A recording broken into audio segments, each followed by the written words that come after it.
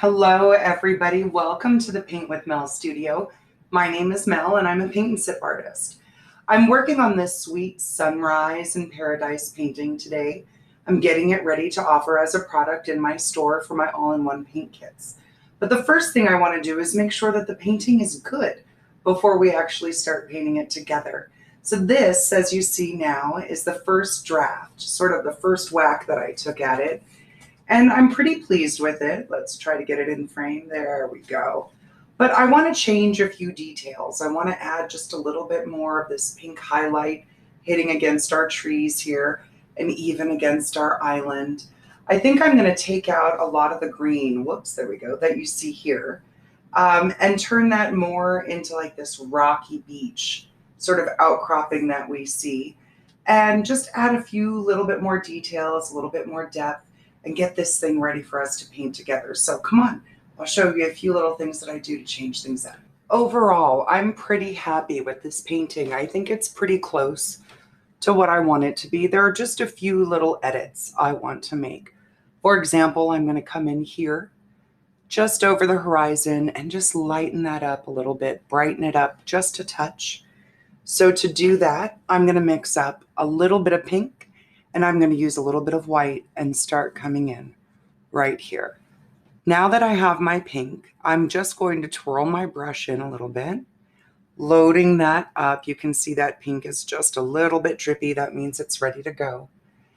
And I'm coming in right above the horizon line where the pink is, and even up into the sky where there's just a little bit more floating around. And I'm using a very loose, scribbly stroke. This is going to make it look like these clouds are just lifting up. I'm scribbling. Now I'm trying to come at a little bit of an angle because that's going to start to give just the slightest suggestion of some early morning clouds lofting up in the air. They're going to be behind these palm trees. So as I'm editing, I'm making sure to come over the palm frond. That way I'll come back in and brighten that up later, darken it up as the case will be. And it will look like the cloud continuously goes behind the painting. And this is a good trick for you to know when you're editing your paintings. Maybe we've painted together, it's done, you've been looking at it on the wall for a while, and you decide you want to add a few more clouds up in your sky. That's great. This is a great trick for that. And if your painting is absolutely dry, you can just keep a damp rag nearby. Let me show you something. If you're not happy with what you've done and the layer below is dry, we don't have to sweat about it. It's not something to get all worked up and needed to take a Xanax over, I promise. We'll just get a little wet water, clean water on our washcloth and come in and I can wipe that right off. And then I'll just dry the canvas. So that's a great trick when you're adding, as I said, a wet layer on top of a dry layer. So after you've completed your painting, as I said, if you want to come back and just add a little bit more to it, that's a great time to do it. You've been looking at it for a while. You've been able to make some decisions about what you want to do. And as you can see, this is very light and very faint, but it's starting to give me just a little bit more vibrancy and luster, little depth. Now I'm coming over and just picking up, I haven't cleaned my brush. I'm just picking up a little bit of that white that we watered down. And I'm grabbing just a little bit more pink. And again, just a very light scribble. I'm holding my brush further away from the bristles so that I get a little bit more wiggle. And I'm barely touching this canvas, just barely touching it, letting my brush sort of roll and move around. You can always use the newsprint that I send you to protect the table. That's a great place to practice a technique like this. You're going to throw it away. It's not going to hurt anything. And it's just a good place to practice before you actually do it on the canvas. Because once it gets there, it's a little bit harder to manage. So it's sort of like test driving, a little practice. Okay, now I tend to get carried away when I start adding things. And I don't want to do that here. I was pretty happy with the painting. I intentionally didn't put a lot of clouds in it because I don't want it to be difficult. Clouds can be intimidating to folks. So that's why we're using this layer of really light translucent paint and just letting it gently build up. There's barely any paint here, but it looks like we're getting some light billowy clouds. We've also probably raised the time by about half an hour by lifting that pink up just a little bit more from the horizon line. We're indicating that that sun's coming just a little bit further up. So I'm pretty happy with that, and I'm going to stop there. Now that I've got a little bit more of those light, fluffy clouds, I want to brighten up the sky just here above the horizon so that we've got the sun peeking up. And typically when the sun starts to peek up, we use a little bit of yellow just to indicate that nice bright sunshine starting to work its way over the horizon. But we still have stars in our sky, so this is really early dawn. And I'm just trying to create a little bit more brightness. Again, my palm trees, whoop, that was a little too much white. When that happens, just wipe your brush off on your paper towel. If it's really egregious, you can rinse it out and dry it off and start over. But you can see I'm doing a couple of things here, adding a few little layers of clouds and just lightening this early dawn scene up. It's just barely sunrise. If you're imagining yourself in the scene, perhaps you've been out drinking and partying all night on your vacation, and you decided to just pause on your way back to your resort room and stare at the sunrise. You're still a little drunk.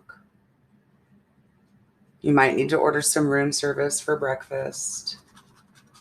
See, that's the best part about painting, is you can just disappear into your own little fantasy. That's the good stuff.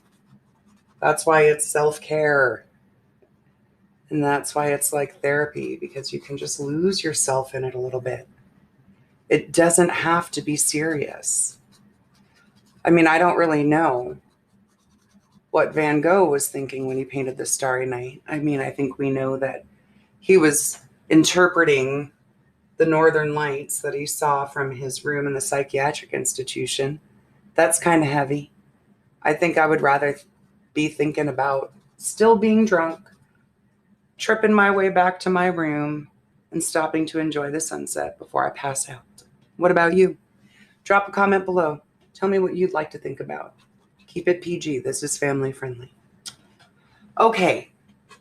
Now really, I'm not going to mess with that sky anymore. I've accomplished my goals. I brought a little bit more white in. I lifted that pink up, and I used that very translucent pink over the dry paint to just create another layer of clouds and to break that sky up a little bit. So it does look like just a beautiful early morning dawn. Last of the stars hanging on just for a little bit. So now, while this is drying, I'm going to come in and work on the water just a little bit. Add a little bit of movement and a few layers. I'll be right back. Now that we've watered down our blue and our green and our white and made a little bit of teal, we're going to continue. We've just mixed that teal, so it's already on our brush. And I want that teal to be all the way back against that horizon line. And I'm just using a very loose horizontal stroke, barely touching that canvas. Again, I'm crossing over the palm trees because I'll be able to put them back in. And I'm just barely working my way about 1/2 inch to 3/4 of an inch down from the canvas. My goal is to just deepen that up, make it a little bit darker. I'm going to grab just a little bit of blue. I haven't rinsed my brush. Just a little bit of that watered down blue, and start to just lightly tickle that through. I don't know how well it's translating on camera. Let me see. You can barely see it there.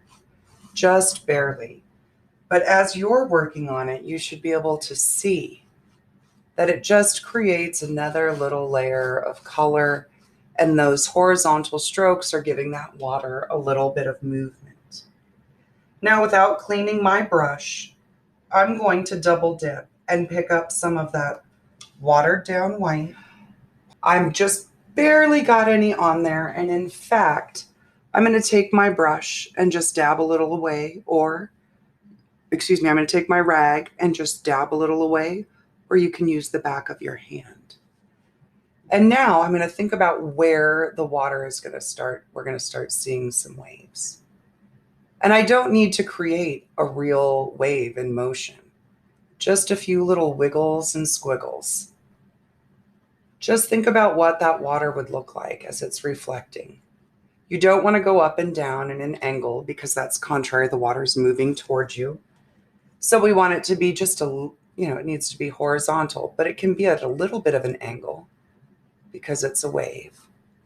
And everything is just barely starting to lighten up. Now we've got a little bit of movement there. I can go back and grab just a tiny touch more white. Can you see that tiny touch? Dab a little off on my fingers. And on this highest part, just with the very tippy tip of that bristle, come in and just create a few little dashes of squiggle. And that's going to lift that wave up and look like it's rolling toward the shore.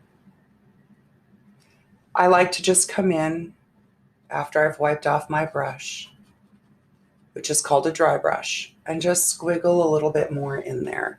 It's going to give me just another little layer of definition. I'm going to continue working on this and adding in a few little bits.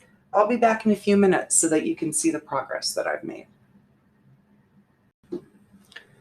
I'm continuing to just add a little bit of movement through the water here by using little bits of blue and little bits of white. I want the color that I'm using to be lighter than the color I have on the canvas. So the amount that you would use will really depend on the piece that you're working on. And that principle applies to just about any seascape that you're working on. As we're trying to lighten up that water, we want to use translucent paint. So we've used a little bit of water in it. We've barely got any on the brush, so we're just barely able to push that paint around on the canvas. And the more we wiggle and squiggle as we move towards shore, the more motion we're putting in our ocean, to be honest with you. So, oh snap. Do you guys see that? Oh, that could have been a disaster. I accidentally picked up some red when I went to get some white. So I'm just going to clean and rinse off my brush, dry it off, and go back to the white and be a little bit more careful. This is what happens when you don't look down. Okay. So again, a little bit of white. I've wiped off the excess on my paper, or excuse me, on my washcloth that I dry with. And I'm just trying to move little lines. We're not actually seeing the surf where it hits the sand because we're up a little bit higher. We're standing on this little rocky point. So we can see the water moving in, but from where we're standing, this vantage point, we're not going to see the sand and we're not going to see the water sliding in over the sand. And I did that intentionally. With a painting like this, it's better to either have the sand or to have the rocks. But when we have both, then we've got two things that we need to worry about. We need to worry about the dimension here and where the sand is placed and then the rocks. And things get a little harder and a little funky. And this is supposed to be fun and relaxing, right? We're drinking wine, we're relaxing, we're having a good time. You've gotten rid of the kids, you've gotten rid of your husband. You're just hanging out and painting. So we don't want to make it complicated. We want to keep it light and easy. And part of that is in the design of the painting. We try to make it as simple as possible with the most dramatic impact that you can get. All right, that's enough of an advertisement on how I create my paintings. Let's come in and start working on removing some of this green that I have here in the rocks. I don't really like it. You can barely see it in the camera, but I can really see it in the light. So I'm going to take that out and just by covering it up with some black. All right, we're going to come in and just even out. I tried putting some green shrubbery here. I mean, it can be an option of customization when you're working on your piece yourself, but I don't think I'm going to include it in the actual final image. I'm just coming in with a little bit of black. I've got my large brush. And I'm just sweeping back over this. Again, I've covered up the bottom of the palm trees. That's okay. I can come back and put them in. But while this is wet, I want to come in and start creating a little bit of gray to create some highlight, a little bit of this watered down white, and a little bit of this watered down pink. And I'm ended up with sort of a funky grayish pink color. That's okay. I don't want to use a lot. I'm just barely coming over this top edge of the rock here with the long end or skinny end of my brush. And I'm not going to pick up any more paint. I'm just sort of grabbing the paint that I already dropped off and pulling it away. And I'm just loosely wisping around here to create a little texture in the facet of the rock. It's not real detailed yet. I'll have to grab a little bit more pink and a little bit more white. Oh, there we go.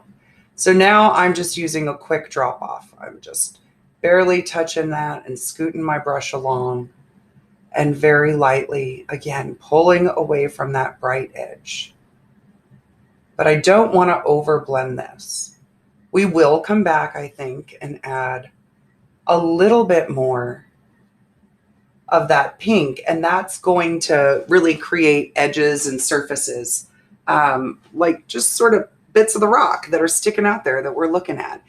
And these, I think, are a little too smooth. If we're supposed to be somewhere where there's islands and that's a volcano, I don't want this to be jagged. That would be uncomfortable to think about sitting on. But I just want to lighten it up a little bit, maybe put in a few little angles and edges. So I'm going to leave this area alone. I'll come in and do a little bit more highlighting in a minute, but I'm going to rinse off my big brush here and grab my small brush. We're going to come back in and work on this island. Here we go. What I want to do is use this pink to highlight where the edges facing the sun are, or where the sun is rising. There might be a few over here, but there's not going to be any down in front because the sun is coming up behind this island. So just like we did with the clouds, just barely touching that canvas, I'm bringing a little bit of this pink right along the edge. And it looks really severe right now, but we're not going to panic. I'm just going to continue to drop off little bits of it, maybe even over on this side. If we want, we could even put another little edge there to our island. Give it a little texture. Now it looks like a snow-top mountain. But wait, rinse off that brush, dry it off.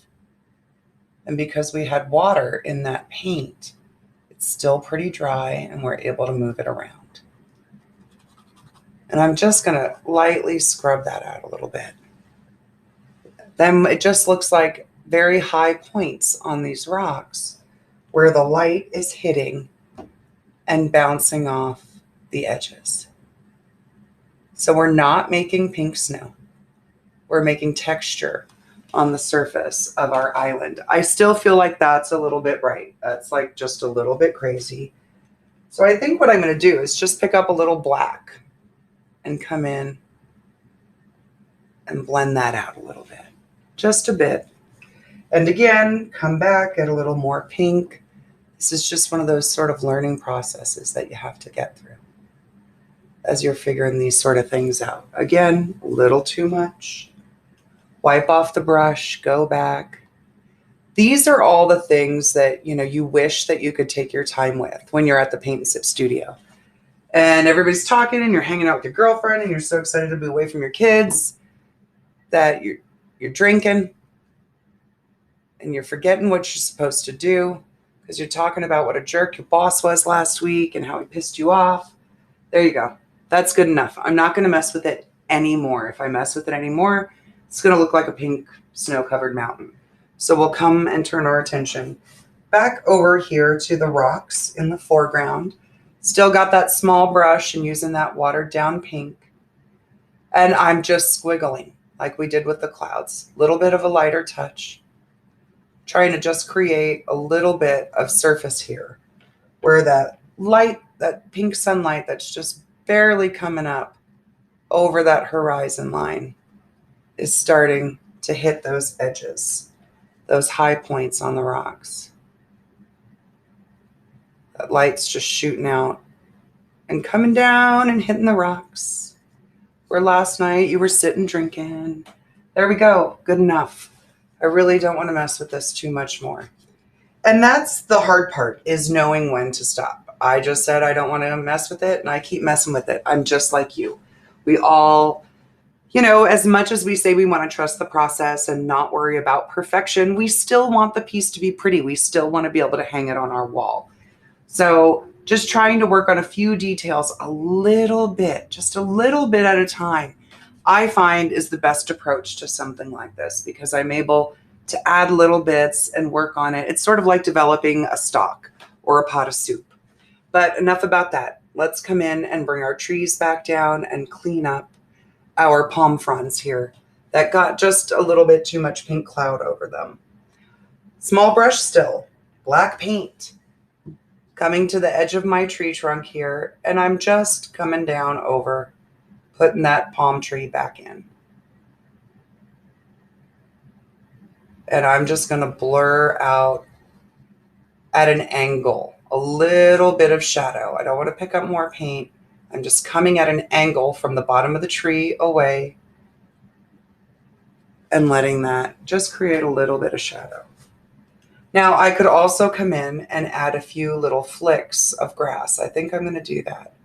Just a little bit of foliage here. I'm not getting fancy. I'm just taking my brush and flicking, just a flick. You can use a tiny bit of water in your bristles to help smooth that paint out. Bring our other tree down. It's not going to be in the exact same spot. It's its neighbor. They're not conjoined. And for this one, I think I'm just going to bring a few little blades of grass, a few little curves. Move those around. We'll add, again, a little bit of shadow. Not a lot. And because that paint is so watery, I can even take my fingertip just like that and smudge it out. Now, let's come in and put all the black back where it belongs. And I'm going to point those out. Again, small brush. I'm not going to want to redo this whole palm frond, the whole palm tree. That's a lot of work. But I'm just barely coming in. And anywhere I put some pink, I'm using just a little bit of that black with just a little bit of water. So even here on my tree, the part that's away especially, that's away from the sun, so those are on the left side, I'm going to go ahead and just put a little bit of this watered down black in there. That's going to bring in a little bit of shadow to that side that's away. And the tree that's furthest down is closest to us, so I want to make sure that I indicate that by crossing it over. All right, wipe off that brush, and I'm going to go back to just a tiny bit of that watered down pink. And I can bring that, I like to line my brush up along the edge here and just pull. Just short little strokes. I don't worry that they're perfectly even. It's a palm tree. It's supposed to be a little bit funky. And this guy, I got to remember not to go over there, because this one is going to come over because it's in the front. So, it's not that big a deal if we cross it out. If we accidentally go the wrong direction and move a tree, don't worry about it. Tell people you were drunk when you were painting it. It'll be a fun little story. I won't tell anybody. It's none of their business. So you can see I'm just sort of pushing that paint away from that edge. You can also line it up and just pull. That gives you a fun little texture that makes it look like a palm tree. I don't think I have enough pink in here. I'm going to have to add just a little bit more. I'm running out, so I just keep trying to make what I've got last, and that's not going to happen. Okay. A little bit more. Here we go. You can also use the very tip of the brush and just create a few little lines. Don't line them up all perfectly. Let them be a little loose and a little messy. That also indicates that, this painting is about expression. It's not about realism. It looks like a palm tree. We know it's a palm tree, but we're not going for photorealism here. This is a fantasy. We're thinking about being somewhere tropical and enjoying an early morning. What is that? Is that even a word? Morning sunrise. A little bit more, adding just a few. See how I'm just increasing the layers slowly, just brightening it up ever so slightly. Starting to push a little harder on that brush bristle to just give it a tiny bit more texture. And now I can come up to my palm fronds and really just start swooping in little bits. Think about where the light is hitting. And it's just a few little hits. We don't want to get super dramatic with it. The light's coming up. Where is it going to hit? Where is it going to hit? We don't have to get too technical or too crazy. Just little bits. And remember, we're just lightly increasing our layers. We can always come back and add more. This layer is not the last. I never know when the last layer is. It takes me forever to find it. But just little glints. Little tiny glints. We're making some happy little palm trees. Look how much more bright and lively this painting has become. I can't wait to photograph it and get it away from these studio lights and out in the sun and some natural light. You guys are going to lose your stuff. You're going to lose it. It's getting beautiful. So if you've ever gone to a paint and sip studio and wondered how they came up with the paintings, well, this is my story. This is how I do it. I just take a few whacks at it. Got to come in, add a little bit of highlight to some of our grass here. Not so much the base of the stuff behind the tree. Remember, it's not rocket science. We just have to think about where the light is coming. Don't stress yourself out about it. It's for fun. Happy little palm trees, happy little paradise scene. Just having some fun. All right, what would you be drinking if you were sitting here early in the morning? Are you a Bloody Mary sort of person? Or are you drinking coffee, or are you rehydrating with water and electrolytes?